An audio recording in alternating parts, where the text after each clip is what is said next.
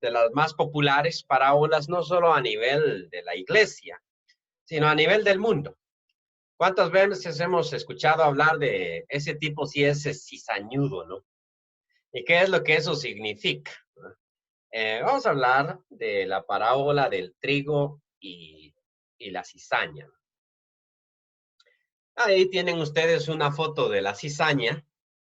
Y si no parece tan cizañuda es porque tal vez no la conocíamos. Pero en términos general, cuando escuchamos hablar de cizaña, pensamos automáticamente en espinas, y en ese tipo de... Y realmente no, la cizaña es bien bonita. Es un tipo de grama, de hacerlo más claro. No es como la grama que tenemos en Guatemala, pero es un tipo de grama realmente. Y que de pequeñita se parece mucho al trigo.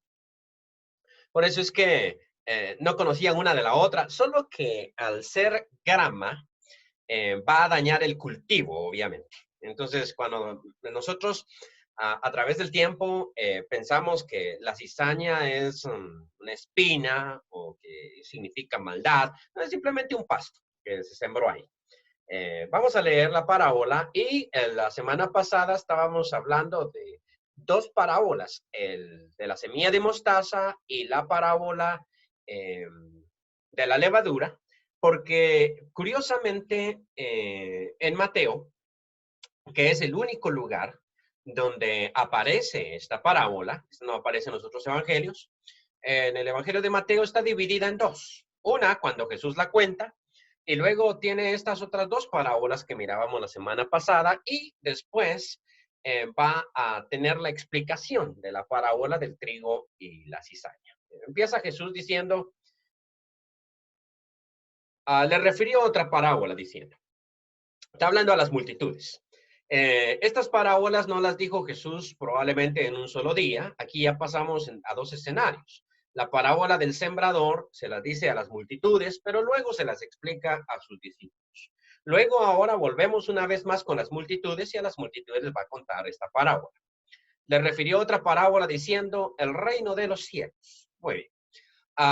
Decía en un inicio que hablábamos de estas parábolas que en, ¿cómo se llama en una Biblia que fue muy popular dentro del mundo evangélico, que se llamaba la Biblia Scofield, que fue la que se encargó de regar mucho la idea de dispensacionalismo y otras cosas, decía esa Biblia o comentaba esa Biblia que cuando nosotros estamos hablando del reino de los cielos, nos estamos refiriendo al milenio.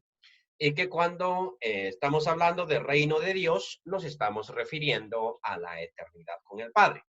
Y eso se hizo muy popular dentro de todos los predicadores. Todo el mundo lo decía. Gigi Ávila, Jimmy Swaggart, incluso porque la Biblia Scofield se hizo primero ¿cómo se llama en inglés? Después se tradujo al español de los comentarios, porque la que se utilizó en español era la Biblia que ya existía, que es la Reina Valera.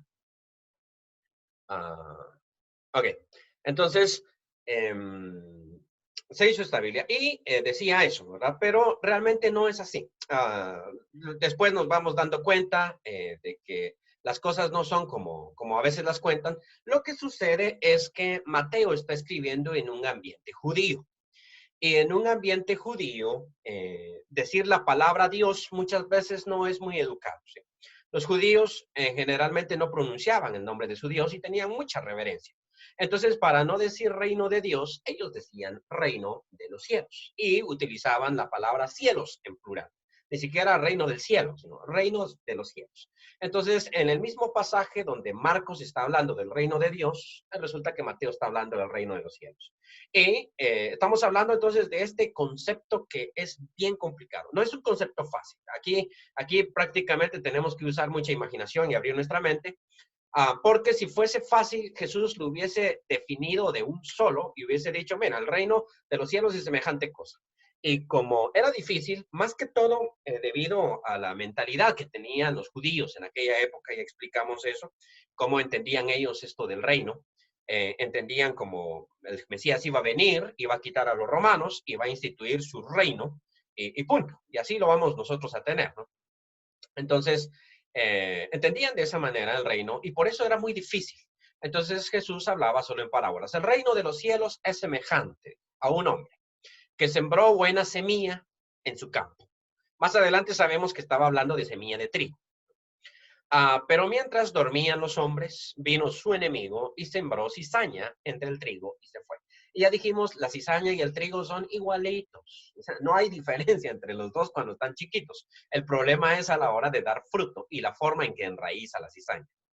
Y cuando salió la hierba, aquí viene el problema, y dio fruto, entonces apareció también la cizaña.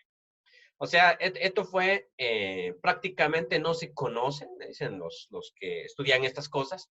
Cuando el trigo es pequeño y la cizaña es pequeña, son idénticos. Solo un experto podría conocer cuál es uno y cuál es el otro. Pero cuando dan fruto, entonces se mira cuál es uno y cuál es el otro. Ahora, esto sí es importante para el contexto de Mateo. Déjenme explicarles este puntito. Miren, en el contexto de Mateo, ¿cuál es la iglesia verdadera? ¿La comunidad de Jesús o los fariseos? Aquí viene el problema, sí. Porque si uno los mira en lo exterior, van a ser muy similares. O sea, los fariseos se visten muy bien, usan ropa larga, tratan con mucho respeto. De hecho, si me preguntaran a mí, ¿qué prefiero?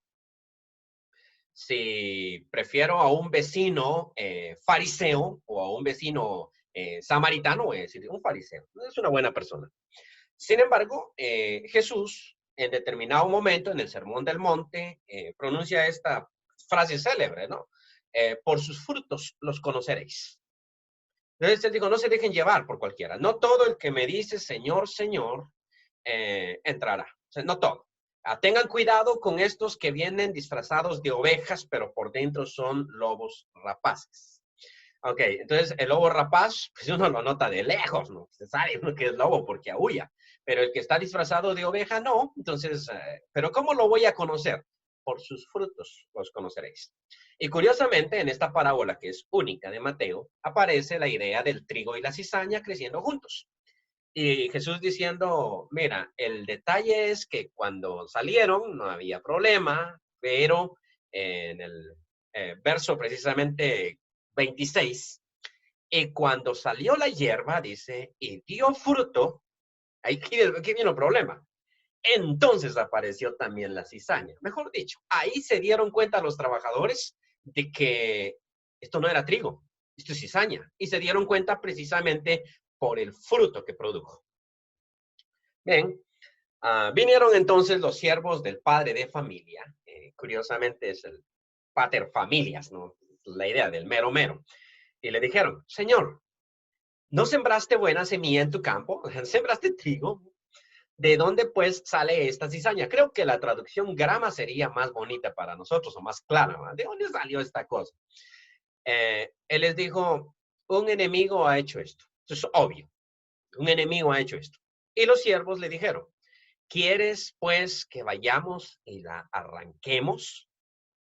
Él le dijo, no. ¿Por qué no? No sea que al arrancar la cizaña arranquéis también, también con ella el trigo. Dejad crecer juntamente lo uno y lo otro hasta la siega. Y al tiempo de la siega, yo diré a los segadores, recoged primero la cizaña y atadla en manojos para quemarla, pero recoged el trigo en mi granero. Bueno, hasta este momento solo quiero hacer un par de comentarios. El primero, no tratemos de interpretar cada detalle de la parábola. O sea, muchas veces he escuchado estas interpretaciones de la razón por la cual Dios no quita la cizaña es porque el triguito se va a sentir muy triste porque tal vez usted es esposa y es trigo y su esposo es cizaña. Entonces, si Dios mata a su esposo, usted se va a sentir muy triste y va a caer. No, aquí es una situación agraria sencilla. O sea, lo que pasa es que Jesús lleva el ejemplo hasta el límite. Es decir, cuando aparece la cizaña entre el trigo, no se puede arrancar la cizaña. Este es el problema de la cizaña, ¿sí? No es como el maíz. no, es diferente. Y pues nosotros en nuestra Guatemala sembrábamos trigo, pero no teníamos cizaña. Teníamos otro tipo de zacate que sí se puede, en cierto sentido, arrancar, pero quiero que imaginen ustedes que alguien les sembró grama entre un campo de trigo y la grama tiene su raíz bien extendida. El trigo no tanto. Y entonces arrancar una mata de grama esto es sumamente dañino para el campo. Y esto es lo que Jesús dice, simplemente. Es que lo que pasa, no, un momento, dice el padre de familia, no me vayan a arrancar la cizaña, porque si arrancan la cizaña, la probabilidad de que arranquen mi trigo, está hablando de términos agrarios, no espirituales, es muy grande. Entonces, ¿qué hacemos? Bueno, esperemos hasta la siega. Esto parece una locura, ¿sí?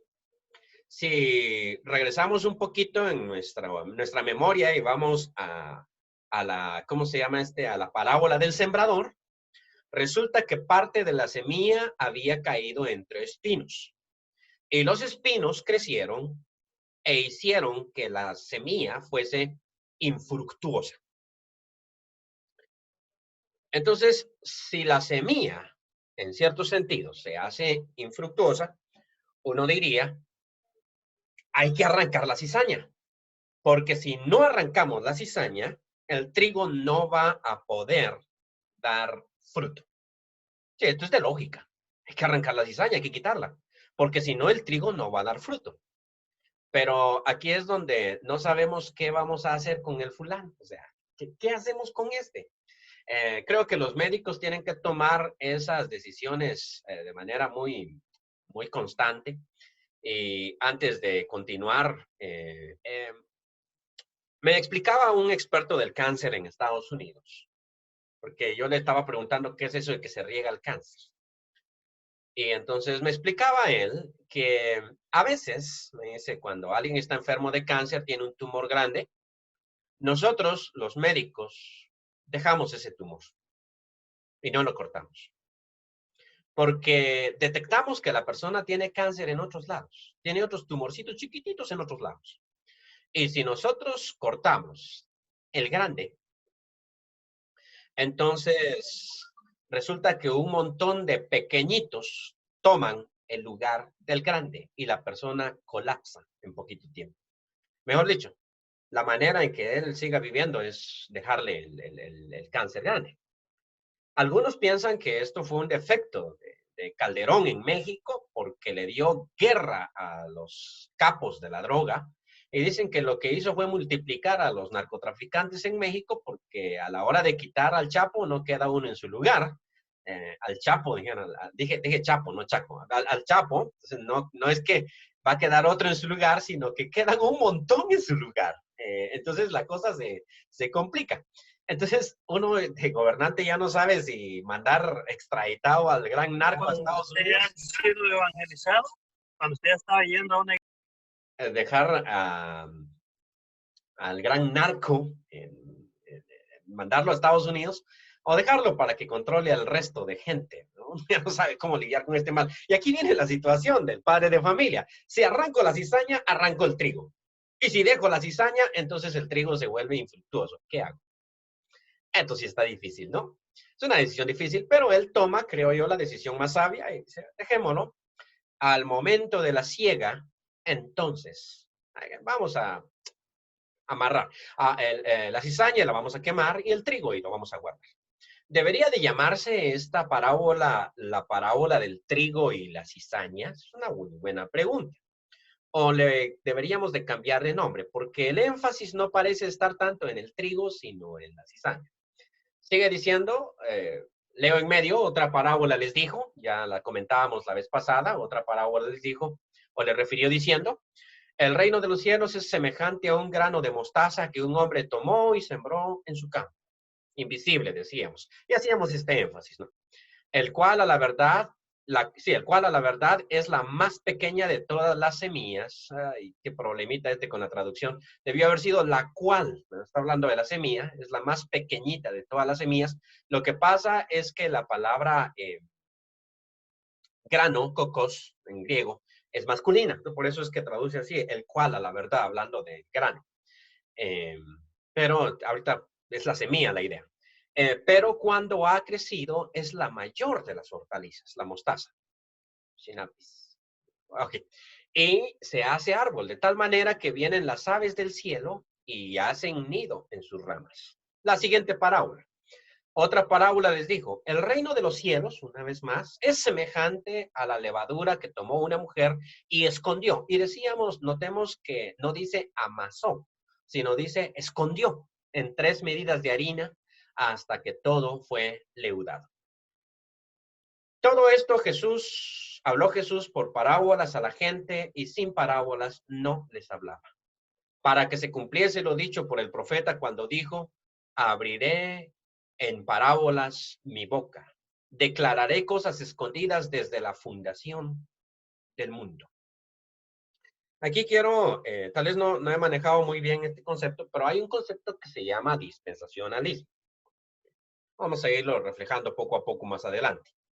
Que dice una cuestión que para mí es locura, pero no para los que la defienden, y es muy popular entre el mundo evangélico. La idea es la siguiente. Una de las preguntas que hacen los dispensacionalistas es, porque nosotros tenemos, cuando leemos los profetas Isaías, Jeremías, Ezequiel, sobre todo Isaías, encontramos muchas profecías aplicadas a la iglesia. Pero los dispensacionalistas dicen que no hay ni una aplicada a la iglesia. O sea, no hay ni una, porque todas las profecías tienen que cumplirse más adelante durante milenio. Entonces, uno les hace la pregunta, ¿por qué razón no hay ni una profecía que se pueda aplicar a la iglesia? ¿Cómo es posible que algo que era tan importante para Dios, tan importante, pasó desapercibido prácticamente de los ojos de Dios? Entonces ellos dicen, mira, lo que sucede sencillamente es que la iglesia no estaba en el plan de Dios. Y uno dice, ¿qué? O sea, explíqueme eso un poquito más despacio. Y si ustedes no me creen, Gigi Ávila decía eso, no muy abiertamente porque suena locura. El mismo Jimmy Swaggart. ¿Qué? O sea, el que se lo creó se llama Hal Lindsey, La agonía del gran planeta Tierra, ese libro, que fue bestseller, por cierto, en su tiempo, ¿va? Pero que muchos lo compraron o que nunca lo leyeron. Entonces, dice, ¿cómo es la cuestión? Entonces, enseña esto Hal Lindsey, sobre todo en un libro que se llama Armagedón, y lo toca una vez más en La agonía del gran planeta Tierra. Lo que pasa es que Jesús vino, y la idea es que Jesús venía a gobernar a Israel. Pero a la mitad de su ministerio, se dio cuenta que los israelitas no le iban a creer. O sea, sintió el rechazo y dijo, no me salió el plan A, entonces vamos con el plan B. Antes de ir al plan C, y si no funciona el C, pues entonces sería el planché, ¿verdad? O sea, ahí sí planché, porque ya determinó el C, no me salió nada. Esto suena a caricatura realmente. O sea, cuando yo lo leí por primera vez, dije, esta locura no la va a creer alguien tan intelectual como Jimmy Swaggart, ¿verdad? Pero sí la cree. Entonces uno dice, ¿qué es lo que sucede aquí? Bueno, Jesús vino, ofreció el reino a los judíos no le creyeron, y por lo tanto él dijo, cambio de planes. Esto es Mateo 13. Aquí vino el cambio de planes. Y entonces Jesús empieza a hablar por parábolas, porque los judíos no le van a seguir la corriente. Entonces aparecen todos estos misterios del reino. O sea, el reino está oculto porque se va a revelar hasta allá en el futuro, pero en la actualidad está, vamos a decir, vamos a tener un gran paréntesis. Esta es la idea. Es un gran paréntesis. Bueno, solo le estoy adelantando la idea. A mí me sonó locura hace como 25 años que escuché esto, pero después he visto la lógica dentro del panorama y realmente es una muy buena salida porque si el Antiguo Testamento no tiene ninguna profecía para la iglesia, entonces sí tuvo que haber sido un plan B que no estaba dentro de las manos ni dentro de las profecías bíblicas. Bueno, en fin. Esto es fácilmente refutable con este pasaje que presenta Jesús aquí. Abriré en parábolas mi boca. Declararé cosas escondidas ¿desde cuándo? Desde la fundación del mundo. Hablaré cosas escondidas desde la fundación del mundo.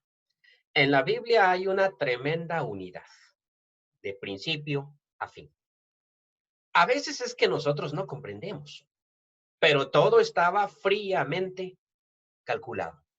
Dentro de nosotros, los humanos, sí existe plan A y existe plan B. Cuando yo antes jugaba ajedrez, decían que un buen ajedrecista va 4 movimientos adelante. Eso decían. Y yo siempre me imaginaba los 4 movimientos adelante y con un movimiento confuso del enemigo, me cambiaba todos los planes y decía, híjole, ¿y ahora cómo? Porque manejamos la cuestión de la contingencia. Entonces nosotros sí tenemos un plan A, este está el plan B, está el plan C y vamos a los siguientes planes. Entonces decimos, voy a estar en cuarentena el resto del año. Pero si el día de mañana me enfermo de coronavirus y ya sano, entonces adiós a la cuarentena. Salgo de la casa, ¿no? Ya estoy sano, ¿cuál? Necesito otro plan porque tenemos contingencia. Pero en Dios no es así. En Dios no es así. Desde el principio de los tiempos, Dios tenía todo claro, todo fríamente calculado. Habían grandes misterios. Lo que sucede es que el ser humano no los conocía y por eso se le llama misterio. Misterio es algo que el ser humano no conoce, pero en determinado momento se llega a enterar y dice, conocí este gran misterio. Entonces, cuando uno lee al apóstol Pablo, el apóstol Pablo menciona el misterio. Es una palabra típica de Pablo, sobre todo en Efesios y en Colosenses. Él habla del misterio. Este misterio escondido por las edades, pero dado a conocer ahora, dice. Y cuando él revela cuál es ese misterio, él dice que los judíos y los gentiles forman un solo pueblo. O sea, esto sí es un gran misterio. ¿Y eso por qué? Porque no podemos encontrar a gente tan dispar. Es como decir hoy en día que dentro de unos 6 meses van a hacer un referéndum en Estados Unidos, también lo van a hacer en China, y van a formar una sola gran nación con 2 territorios, uno en Asia y otro en América. No, está más fácil que hagan una guerra. Esto está más fácil que se unan en una gran nación. Pero esto para Pablo era un tremendo misterio. Pero Pablo dice, es que esto estaba escondido, pero estaba desde las edades, siempre estuvo ahí. Lo que pasa es que nosotros no lo sabíamos. Entonces, lo que Jesús está declarando en el capítulo 13 de Mateo, esto estaba en la mente de Dios desde el principio. Así va a ser. Solo que no estaba revelado. Y Jesús lo está revelando, pero lo revela de 2 maneras. Una, lo hace por medio de parábolas a la gente, y la gente no entiende. ¿Quién va a entender si mi mentalidad va por otro lado? O sea, ¿quién va a entender? Esto está como el dicho de Sansón, ¿sí? Del fuerte salió dulzura y del devorador. ¿Cómo era el dicho este? Se me olvidó, pero lo tenía de memoria hace un rato. Y entonces le dice a los filisteos, ¿qué es eso? ¿Cómo vas a saber si el dicho se lo inventó él mismo? O sea, sí, él lo basó en su propia experiencia, ¿no? Por eso es que cuando los filisteos empiezan a fregar a la esposa de Sansón y al fin revela el secreto, él dice, es que ustedes no iban a saber esto si no era porque iban a negociar con mi corderita, ¿no? Trabajaron con mi corderita y por eso saben exactamente a qué me refería yo. ¿Cómo saber ese dicho? Es difícil. Entonces, entender las parábolas es imposible. Es muy fácil para nosotros, porque somos parte de la iglesia, somos parte del reino. Pero para la gente de la época, eso estaba en chino. Entonces, por eso es que a los discípulos se les va a explicar y ahora la explicación se nos va a complicar un poquito, tal vez por nuestro panorama. Déjenme decirles cómo se ha explicado esta parábola. Lo primero que lo explicó fue la Iglesia Católica, obviamente. Y la explicación de Calvino fue consistente, pero le servía mucho. Y tal vez, espérenme, creo que vamos a dejar en continuará la cosa, que se está prolongando mucho. Pero la Iglesia Católica dijo algo que le cuadró muy bien. Agustín de Hipona, sobre todo. Bueno, Agustín de Hipona no era católico, no habían protestantes en ese tiempo, era una sola iglesia. Él equiparó reino a iglesia. Dijo, reino e iglesia son idénticos, intercambiables. Y entonces, cuando dice el reino de los cielos es semejante a, él dijo, la iglesia es semejante a. Un hombre que vino, sembró semilla buena, pero luego vino su adversario y sembró cizaña. Entonces, dentro de la iglesia, dijo Agustín, hay trigo y hay cizaña. Y los dos están juntos. Y al final de los tiempos, entonces veremos quién es quién. Y eso lo dijo y le sirvió muy bien esa interpretación porque la iglesia se había corrompido bastante. En principio, la iglesia era muy pura. Cuando hay persecución, la iglesia es muy pura. Cuando no hay persecución, la iglesia se corrompe. Y cuando la iglesia se hace oficial, se corrompe más. ¿Cómo así? Bueno, es que en la iglesia primitiva, el que era cristiano era de corazón. En primer lugar, no habían fuentes de ingreso a través del cristianismo. En segundo lugar, ser cristiano significaba exponer la vida. Así es de que el que se declaraba abiertamente cristiano tenía mucho que perder y muy poquito que ganar mundanalmente hablando. Entonces, eso purificaba la iglesia, ¿no? La purificaba grandemente. Pero cuando ya el emperador es cristiano y cuando además favorece a los cristianos, todo el mundo me paga impuestos. El impuesto en Roma se llamaba munera. Era el impuesto de trabajo. O sea, eso significa que usted tenía que componer la calle enfrente de su casa, el camino, el proyecto de agua. Usted tenía que trabajar para el gobierno. Entonces eso se llamaba el munera. Y cuando uno era rico, pues entonces mandaba a otro pobre tipo que fuera a trabajar. O sea, ya no hay que estar trabajando para el gobierno. Vaya usted en mi lugar y firma como que fui yo. Y entonces por eso es que cuando él regresaba, entonces yo le remuneraba, o sea, mejor dicho, le daba plata para pagar el múnera. Por eso se llama remuneración. Pues dijo Constantino que todos tenían que dar el múnera, con excepción de los obispos de la iglesia y los ancianos y los diáconos. Ellos no. Entonces ahí cualquiera quiere ser cristiano, ¿no? Y cualquiera quiere ser ahora diácono, porque así no trabajo para el gobierno, no presto servicio militar. Esa es una de las razones por las cuales nuestros hermanitos en Estados Unidos son muy dadivosos, porque el gobierno les quita impuestos si contribuyen a la causa religiosa. Es bien interesante cómo funcionan las cosas, ¿no? Pero igual, nos sirve. Y resulta que en la época de Juan Calvino, un poquito antes. Uno que era igual que Juan Calvino, más o menos, se llamaba Ulrico Zwinglio, reformador. Juan Calvino vino después de él en la reforma que él había hecho, porque algunos piensan que la reforma de Lutero y de Calvino es la misma y no. Son dos reformas diferentes. Es más, ellos no se llevaban. Sí. Aunque Lutero dijo en varias ocasiones que los libros de Calvino serían una muy buena lectura, pero sus reformas son distintas, son dos personajes. Pero en el caso de Zwinglio, sí, es la misma reforma de Calvino. Pero Zwinglio creó una reforma, o sea, reformó la Iglesia Católica. Pero vuelvo un poquito antes. En la época de Zwinglio, él vive en una ciudad que se llama Zurich, en lo que hoy en día es Suiza. En Zurich, todos son cristianos. Todos.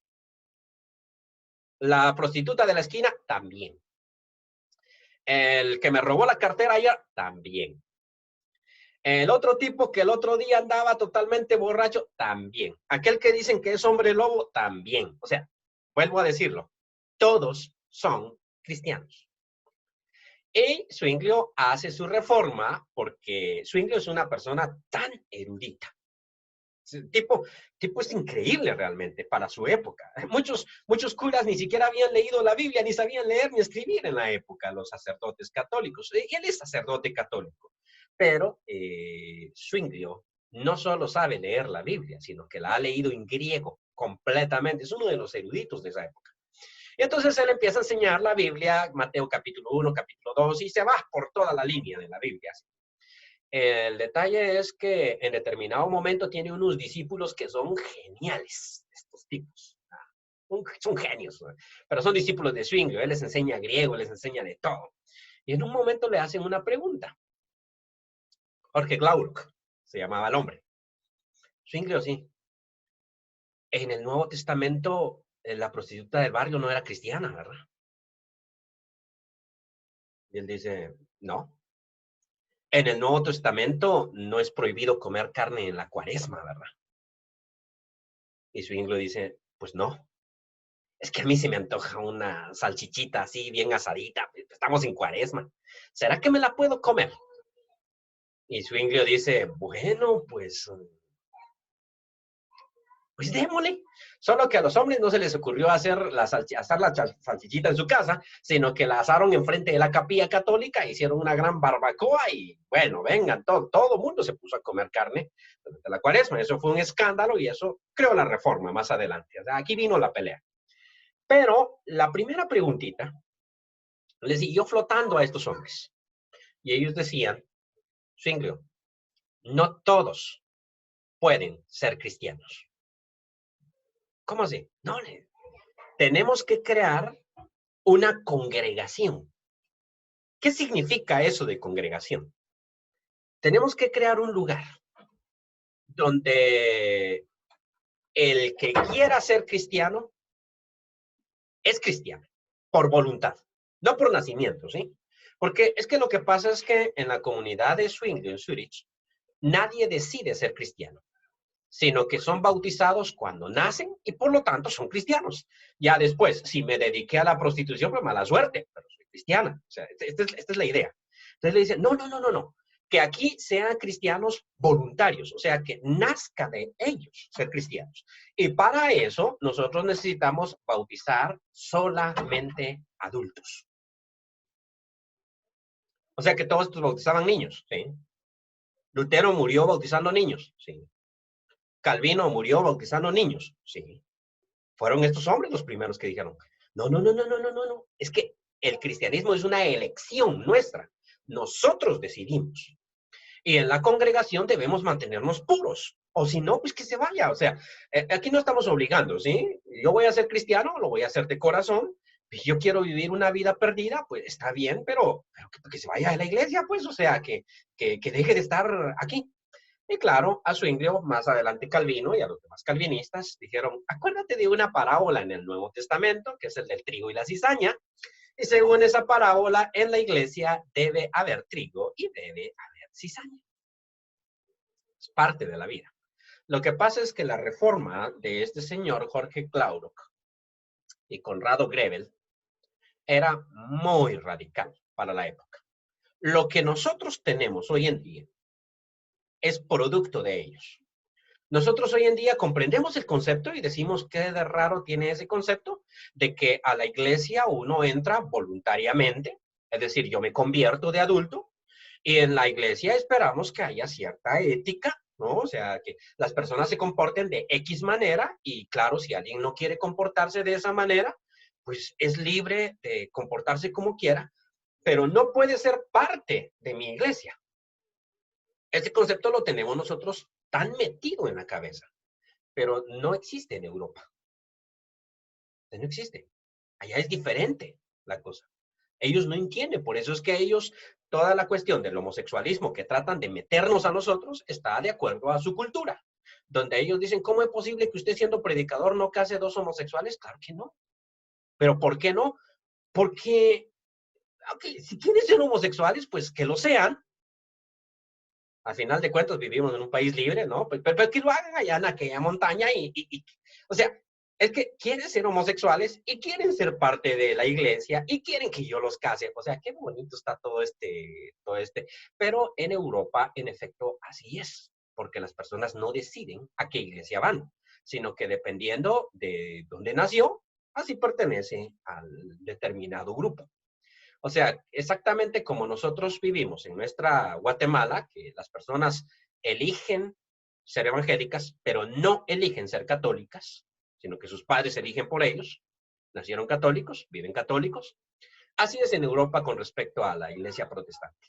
Entonces estos hombres dicen, no, cortemos con esto, bauticémonos, y no sabían ellos que se estaban sentenciando a muerte.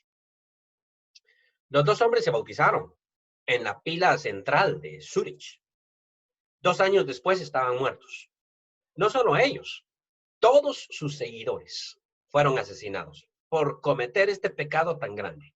Simplemente bautizarse. Pero su interpretación era diferente y ellos decían, es que no puede ser que en la iglesia exista cizaña. No puede ser. Es cierto que cuando son bebés, cuando son trigo y cizaña, usted no nota la diferencia y uno no puede andar en la iglesia haciendo exámenes para ver si usted es trigo o cizaña. Pero una vez que el fruto se nota, entonces usted tiene que decirle al miembro, querido miembro, usted no puede producir el fruto de la cizaña. No puede. No puede. Tiene que producir el fruto del trigo y tiene que cambiar su vida. Pero decía Zwingli, no, es cuestión de... Y ahí sale también la predestinación de Juan Calvino, porque él miraba que predicaba y unos cambiaban su vida y otros no, dentro de la misma iglesia. Entonces él supuso que unos estaban predestinados para cambiar su vida y nosotros pues no. Volviendo al texto bíblico. Cuando Jesús empieza a explicar esto, y voy a dejar más dudas que las que voy a solucionar. Entonces, despedida la gente, entró Jesús en la casa. ¿Ven? Después va a aparecer ante la gente otra vez, o sea que esto lo dijo varias veces. Y acercándose a él, sus discípulos le dijeron, explícanos la parábola. Ellos no le llamaron del trigo y la cizaña, de la cizaña del campo. Hay una cosa que a ellos les interesa, es la cizaña. Queremos saber de la cizaña. Recordemos que para los primeros cristianos, una de las cuestiones que era difícil para ellos comprender de la naturaleza del reino es cómo es posible que los malos sigan vivos. Porque la idea es que este mundo es malo, pero cuando venga el Mesías, va a echar a los malos de este mundo. No podían ellos entender que el mal y el bien iban a coexistir. Entonces, por eso es que ellos no le dicen, explícanos la parábola del trigo, sino le dicen, explícanos la parábola de la cizaña. El énfasis de la pregunta va en la cizaña y la respuesta también. Respondiendo él, les dijo, el que siembra la buena semilla es el Hijo del Hombre. Jesús, obviamente. El campo es el mundo. Note, el campo no es la iglesia. El campo es el mundo. O sea, esta parábola no puede ser una excusa para tener este tipo de conductas dentro de la iglesia. Me dijo una monja, profesora en la Universidad Católica, por cierto, ya murió. Me dijo, la iglesia, estaba hablando de la iglesia católica, obviamente. La iglesia es una virgen y una prostituta. Y yo dije, mejor no le pregunto porque me va a mandar a volar. Pero él me lo dijo, la iglesia no es como usted la piensa. La iglesia es una virgen y es una prostituta. Estábamos hablando de política y estábamos hablando del rol de lo que se ha descubierto en la iglesia católica hondureña. Y entonces yo me quedé de lado, pero después uno dice, no, sí, entiendo lo que está diciendo. Entiendo esta perspectiva de ellos, porque para ellos es muy difícil entender. ¿Cómo es posible que se destapen unos escándalos en el Vaticano, pero increíbles? O sea, de los sacerdotes pedófilos, por ejemplo, que eso era lo que estaba en boga. El sacerdote es violador de niños. Ellos quieren tapar el sol con un dedo y dicen, ¿y a poco no hay pastores que sean iguales? Y la verdad es que sí, los hay. Hay pastores que son iguales. Pero el manejo de la situación es muy diferente. Y de lo que se acusó al catolicismo no era tanto de que existieran sacerdotes pedófilos. No era ese el problema. Como les digo, pueden existir pastores que sean ladrones, sí, mujeriegos, sí, violadores, sí, sí existen. Pero cuando aparece uno de esos en la iglesia, nosotros lo entregamos a las autoridades inmediatamente y dejamos que ejecuten su juicio. Y cuando un miembro de la iglesia viene y me dice, ¿sabe usted lo que hizo el hermano fulano de tal que ustedes tienen en alta estima? Yo digo, bueno, es que hay que arreglar ese asunto. O sea, ¿cómo es posible? O sea, si usted está mintiendo, tenemos que encarar la situación y tenemos que descubrir la verdad detrás de esto. Pero lo que hacían los obispos en la Iglesia Católica, esto es lo que consterna realmente. No es tanto que exista el sacerdote pedófilo, sino que existía el obispo que lo apañaba. Venía la víctima del abuso y decía, el sacerdote hizo esto y esto y esto. Él sobornaba a las familias para que no siguieran difamando al sacerdote. Y en vez de cancelarlo, despedirlo o hacer o ponerlo ante las autoridades civiles, lo que el obispo hacía es que lo cambiaba de parroquia. Y le decía, ahora ya no puede usted oficiar aquí, sino que ahora va a ser sacerdote en la otra parroquia. Por lo tanto, llevaba, y el problema que estábamos enfrentando en el momento preciso es que Benedicto XVI era de los encubridores. ¿Cómo es posible que el mero de la Iglesia Católica sea el encubridor de todos estos casos en Alemania? Esa era mi duda. Entonces, ella se defendió mediante esto. La Iglesia es una virgen. O sea, me imagino que estaba hablando de ella. Y es una prostituta. Me imagino que estaba hablando de los otros que acabo de mencionar. Y después, lo que a uno le llama la atención, acuérdese de la parábola del trigo y la cizaña. Ok, mal empleada. Mal empleada. Precisamente mal empleada por cambiar este pequeño pasaje. El campo es la iglesia. No. Jesús dijo, el campo es el mundo. La buena semilla, y ahí debí de señalar con rojo, son los hijos del reino. Notemos que no le llamó cristianos, ni le llamó discípulos, sino le llamó hijos del reino. La buena semilla son los hijos del reino, y la cizaña son los hijos del malo.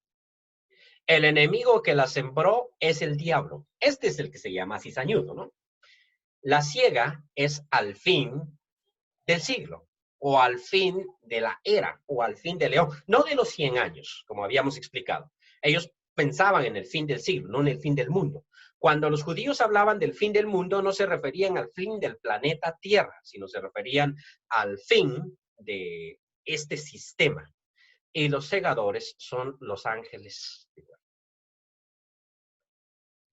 Sigue explicando Jesús.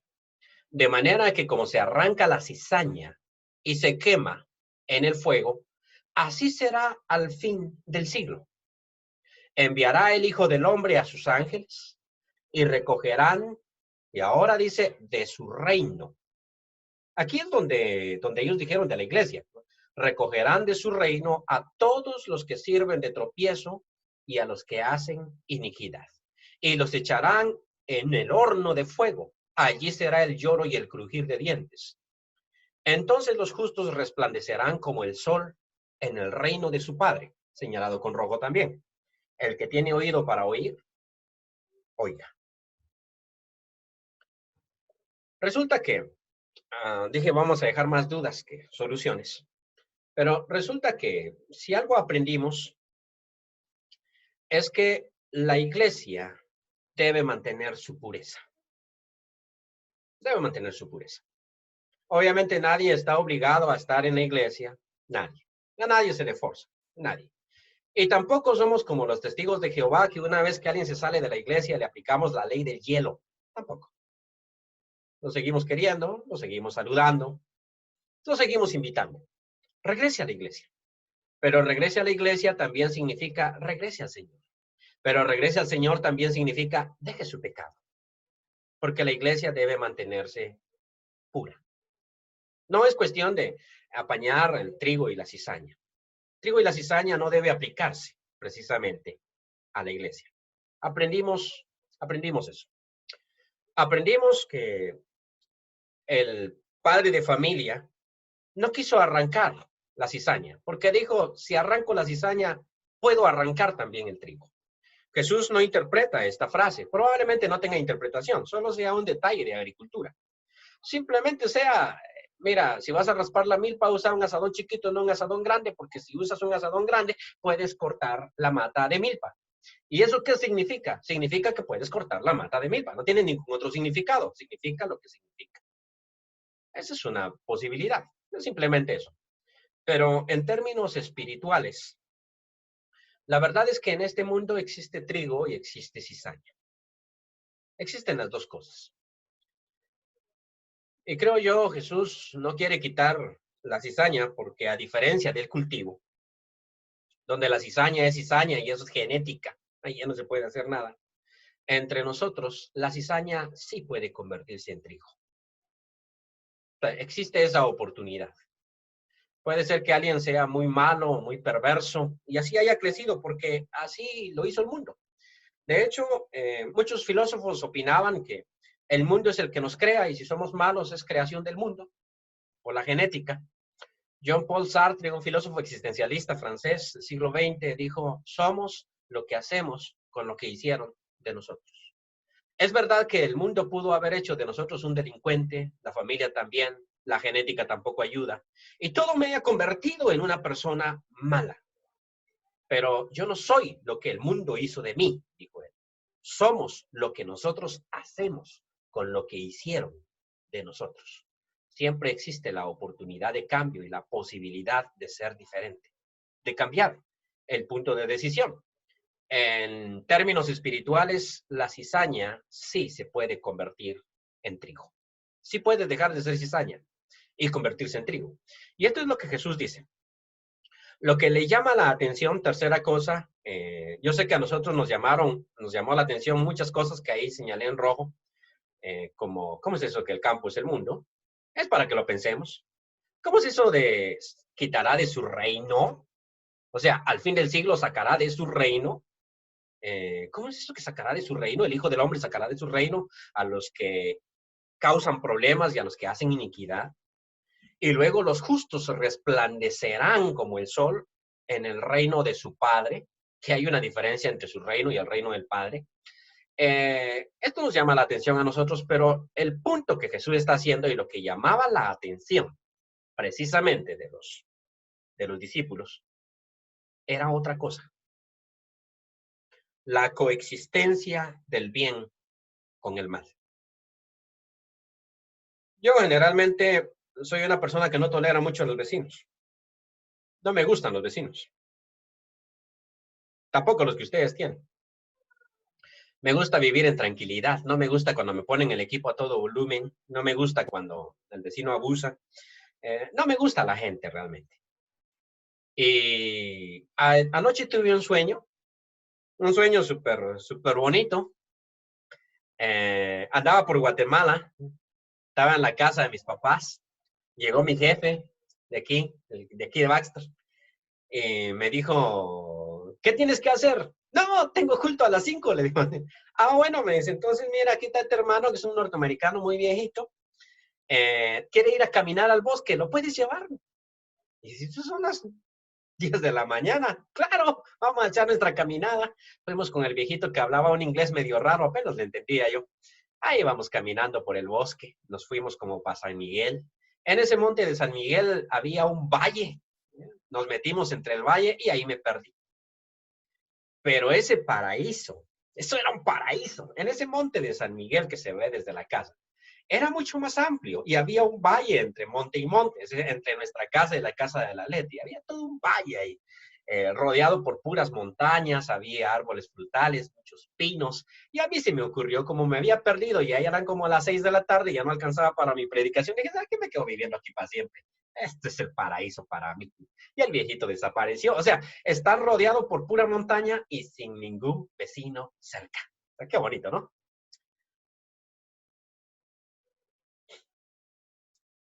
Para los judíos esto era el escándalo. ¿Cómo es posible que estos cristianos digan que el reino ya vino si los romanos todavía están gobernando? ¿Cómo es eso posible? ¿Cómo es posible que estos digan que el reino ya vino si no ha habido la resurrección que nosotros estamos esperando? ¿Cómo es posible? Ok, y todos esos cómo es posible estaban en la mentalidad de un hombre que se llamaba Pablo, Saulo. y perseguía a la iglesia. Por eso es que él no necesitó gran cosa.